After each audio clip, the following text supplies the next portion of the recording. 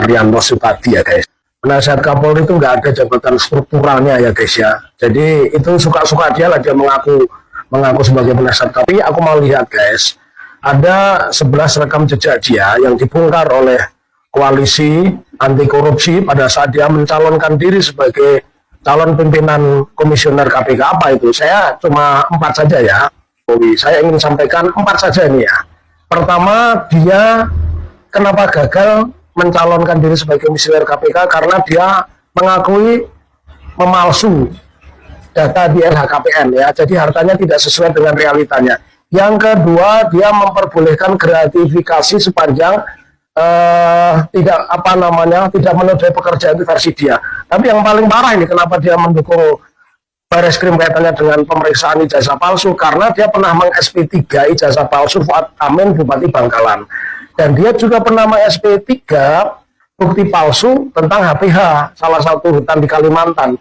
Oh ya, jangan lupa, dia juga berseberangan dengan kebanyakan ahli hukum terkait dengan kasus Cirebon ya. Kasus Cirebon itu dia mengatakan polisi tanpa 2 alat bukti itu boleh.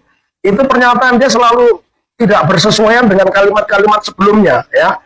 Dia kalau mengatakan bahwa pembuktian kasus Novi itu tidak perlu dengan 2 alat bukti, tapi di sisi lain dia mengandalkan Perkap. Nah, padahal Perkap mengatur tentang itu, putusan Mahkamah Konstitusi juga mengatur itu, bahwa dia tidak setuju ya guys. Ya, hari ini dia menakut-nakuti orang, nanti akan banyak tersangka terkait dengan ijazah palsu. Saya buka aja tadi data-datanya ya.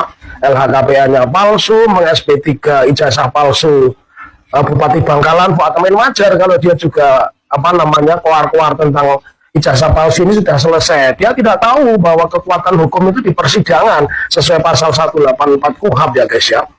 Jadi dari catatan ini anggap saja angin lalu pernyataan Arianto Sutadi. Dan saya sebagai mantan anggota tim pengacara Muslim pernah berhadapan langsung dengan dia dalam kasus penangkapan Ja'far Umar Talib. Jadi kita tahu siapa Arianto Sutadi, kenapa dia selalu membangga-banggakan diri sebagai penasihat Kapolri, tetapi dari rekam jejaknya ya jelas dia bukan seorang polisi yang baik. Dari fakta-fakta ini cukup kepada kita untuk meyakinkan siapa Arianto Sutadi. Jadi jangan takut dengan kata-kata dia yang selalu menyebut penasihat Kapolri itu bukan jabatan struktural, itu enggak ada itu di undang-undang kepolisian ya. Itu suka-suka dia.